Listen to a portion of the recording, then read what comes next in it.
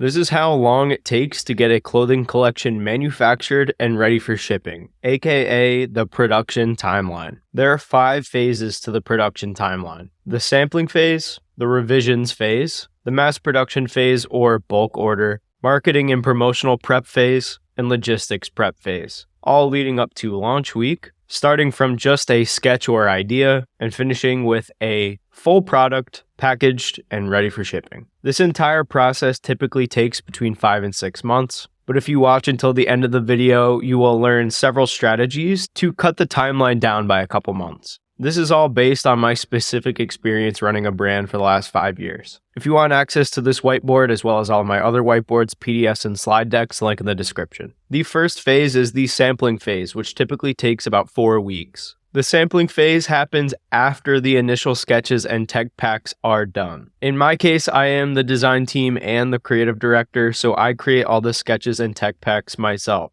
As you can see here, this is a sketch of a button-down shirt that I made in Figma. This is the original Figma file where I sketched the shirt. Once the sketch was done, I created a tech pack. Here are 3 pages of my tech pack for this shirt. These pages include some realistic drawings of the shirt, specific dimensions, fabric details, color details, buttons and trims, logos, emblems, specific measurements, and more. These are only 3 of the pages, but there were about 12 pages in this tech pack. After the tech packs are done, I send them straight to the manufacturer to begin sample creation. The first sample that's received from the manufacturer is typically known as the alpha sample. Here is a photo of me wearing the alpha sample for the garment in this tech pack, which was based on this sketch. I went from Figma sketch to tech pack to full garment. I'll typically take 2 to 3 days after receiving the alpha sample to get feedback from peers, make my own notes, and then sleep on those ideas. Once I decide on any necessary changes, I'll give that feedback to the manufacturer, and then they'll create another version of the sample. Typically, any changes that I ask for involve the fit, the construction, or the material. The feedback I gave specifically for this shirt is that I wanted a cotton twill with a higher GSM. The wrists were fitting a little tight when buttoned up, so I added some slight alterations to the width of the wrist cuff. And one of these emblems on the back of the shirt was actually embroidered upside down, which happens sometimes. I'll chalk it up to carelessness. But whenever that's happened, I've let the manufacturer know, hey, this cannot be upside down.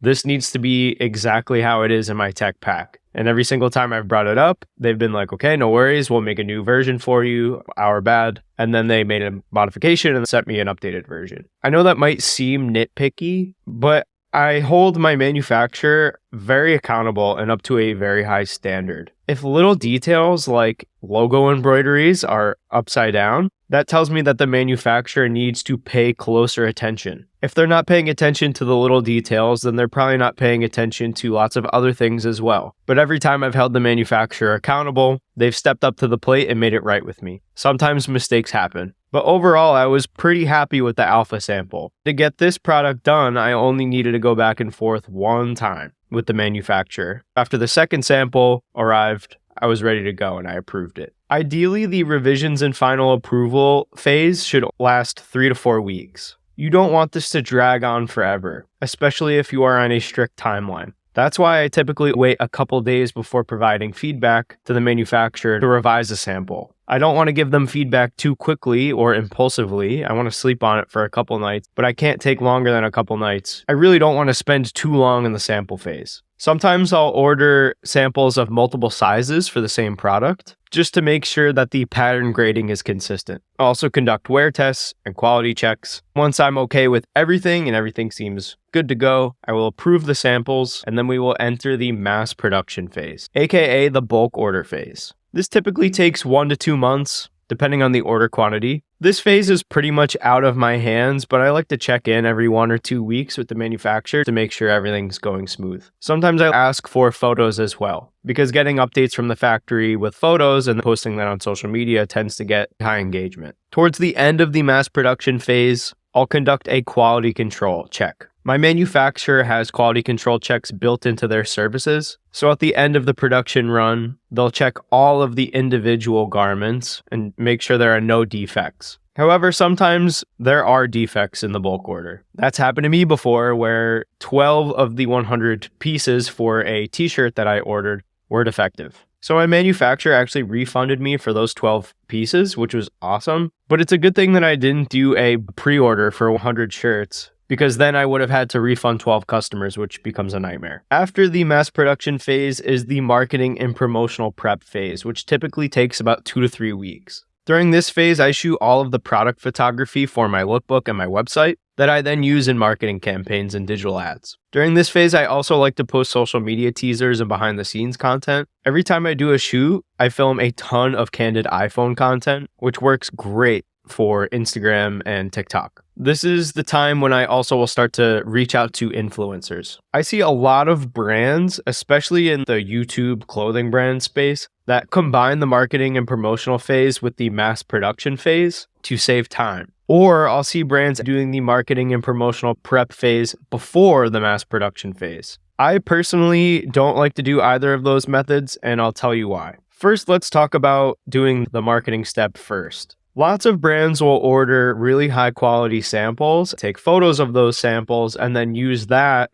as the marketing material for a pre-order drop. People then pay upfront for the products, and then that money gets invested into the bulk order. So you're collecting money first and then doing the bulk order. This is pretty risky because unless you have an email list that's ready to go or a loyal customer base, it's going to be hard to sell pre-orders, especially without paid ads. Even if you have the coolest sample in the world and you take photos of it and you have models, that doesn't mean it's going to sell or that anyone's going to be interested. So there's a little bit of a dilemma here where you shoot content first because you might not have the money to invest into a bulk order, but then you need to also spend money on paid ads in order to get those sales in the first place. So either way, you're spending money. Then if you don't end up getting sales from those paid ads, then you're just wasting money on paid ads when you could have spent that money on a bulk order, even just a small order of maybe 50 to 100 pieces. That's a dangerous game to play. There are also a lot of scammer brands that do this strategy, or they'll even go as far as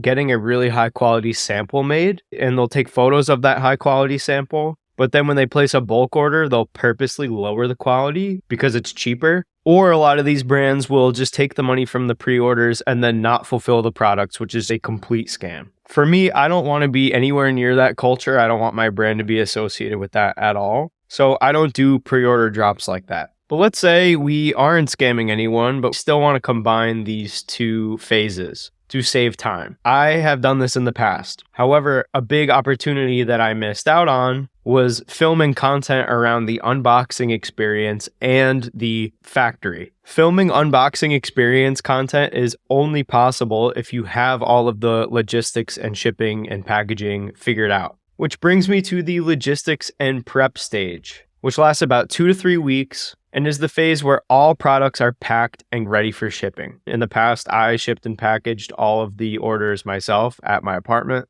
but now I have my manufacturer ship all of my products directly to a warehouse or fulfillment center, and then that's linked to my Shopify store. Anytime someone purchases on my store, the fulfillment center will handle the shipping and packaging for me. I like to combine the marketing and promotional prep phase with the logistics prep phase. This saves time and allows me to shoot content around the unboxing experience, and I get to shoot content at the factory showcasing the manufacturing process. After all of the content is shot and the logistics are prepared, it's time to launch. The launch week is the week where you schedule all of the marketing activities, including the email campaigns, the social media posts, and the influencer collaborations. Hopefully, if everything is set up, you will get a flood of orders as soon as they go live. You could take photos of all the poly mailers and packages ready to go out for shipping to show customers that you're ready to ship right away, which builds trust and is going to increase the chance of this person coming back and buying from you again in the future. So that's it for this video. We just covered the entire production timeline for a clothing drop.